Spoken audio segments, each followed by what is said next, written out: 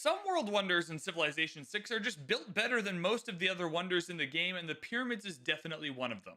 Let's talk about why the pyramids are so good and why you should be building them in almost every Civilization game that you have the opportunity. Something else you should be doing, aside from building the pyramids in your Civ games, is subscribing to this YouTube channel. Like, come on, 80% of you are not subscribed. What are you doing? It's a good time. Just click the button. You'll love it. I promise. I promise you'll have a good time here.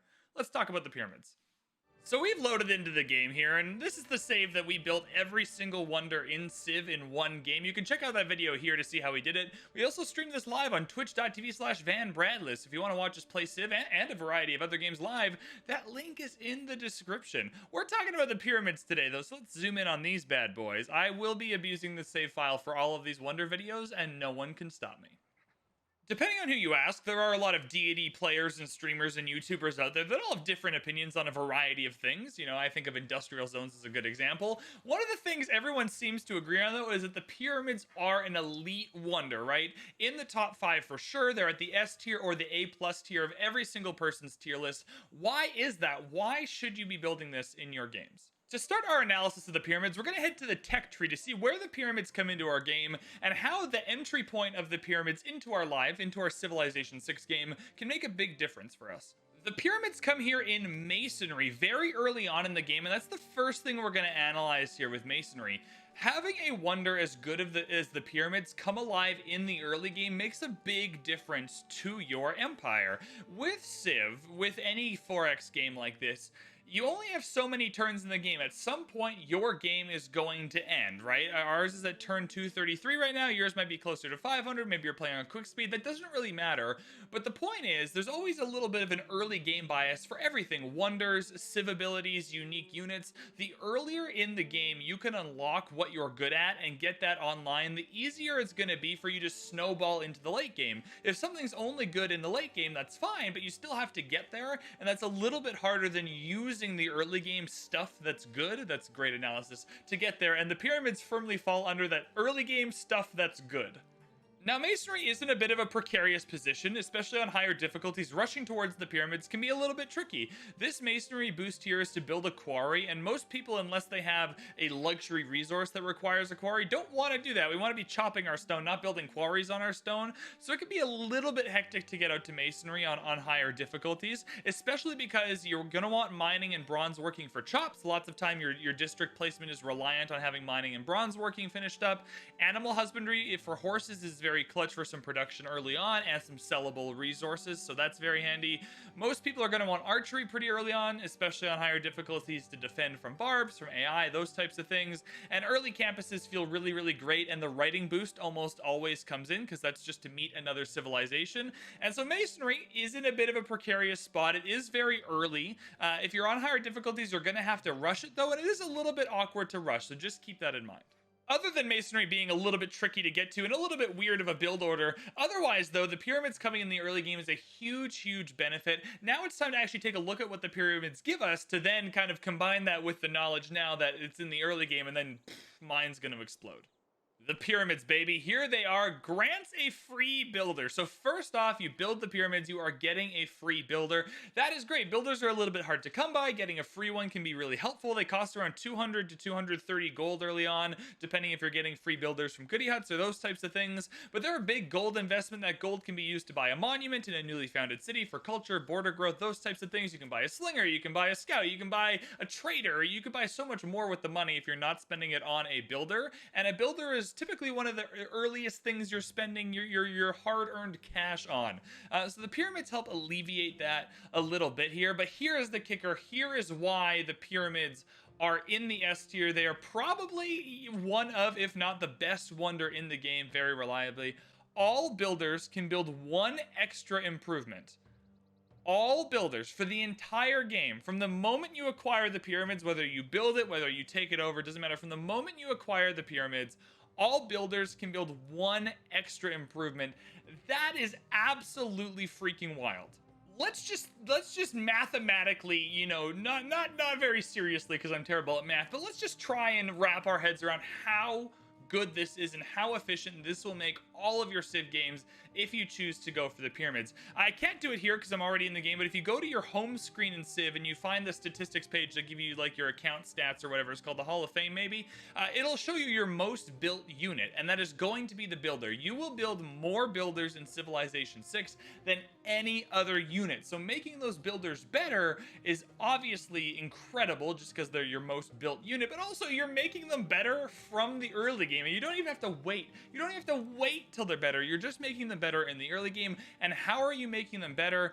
You are giving them more build charges. The thing that they're best at, the reason why you build them is for the build charges, and so getting more of the thing that they do is incredible, right? It's not like they're getting benefits to some weird kind of secondary mechanic that you kind of use sometimes. They are getting direct benefits, an extra 1 build charge just for existing. It's wild. Now, mathematically, let's just do some quick maths here. Most builders early on in the game are going to start with 3 build charges. So you're going to get an extra one. So most builders are going to have 4 build charges just for free, just for having the pyramids, right? This means that every 3 builders you build or buy or acquire, you're essentially getting a free builder.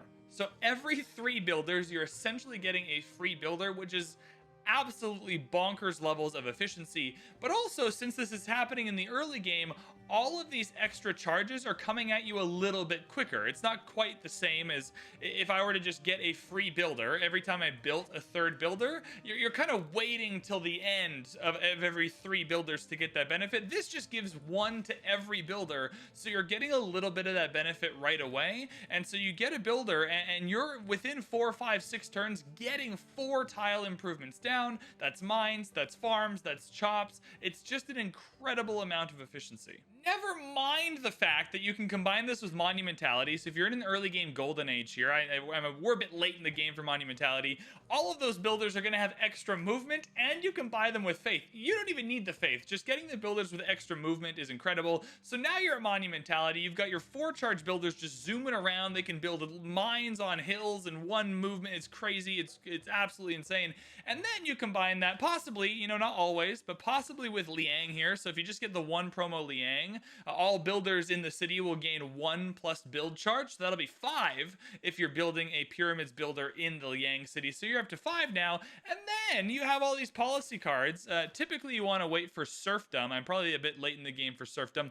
There's a policy card called serfdom. You'll find it in your games that gives you +2 build charges for builders that you're building. It synergizes really well with Monumentality, but obviously with the pyramids, if you have the pyramids down, that's 4 build charges per builder. Then you get serfdom for the +2. Now all of a sudden you have 6 build charges per builder, and you're just popping them out with your production, with your faith, with your gold. It doesn't matter. Once you are getting 1 builder that is normally is giving you the same amount of stuff as 2 builders, it doesn't even matter how you're producing these. It is so incredibly efficient. And builders just unlock your empire. They bring the whole thing together. Builders are the connective tissue that gets your empire up and running. Every single thing in the game that you will do will require builders to accomplish, whether that's chopping out settlers and wonders that you can do more efficiently early on because you have more build charges, whether that's getting that early farm triangle down so your cities are getting higher populations earlier, they're pushing loyalty, they're getting more district slots. That's all happening earlier in the game because you have these extra build charges. Maybe you're chucking some mines down for production to get your extra strategic resources in, or you're just putting it on a hill because your city sucks and you need production. Maybe you're getting this awesome, sexy Great Wall that leads into the Panama Canal. This all takes build charges, and 1 builder can normally do these 3. A serfdom pyramids builder can do these 6, right? Like it's incredible. There's not a whole lot of other analysis that needs to be done here other than builders are the heart and soul of an empire. You don't get anything done without your builders. They are your most built unit in the game every single game, and you just made them so much better by building the pyramids. And it comes in the early game, and it's non-discriminatory. It doesn't have to be in a specific city or whatever. You have the pyramids in your empire. You're getting the bonus to builders to all your cities. It's crazy. It's crazy. You need to build the pyramids. Now, there's only one thing. There's only one single thing that sucks about the pyramids, and that's the build requirements. When you're thinking about wonders, you also have to gauge how easy is this to build.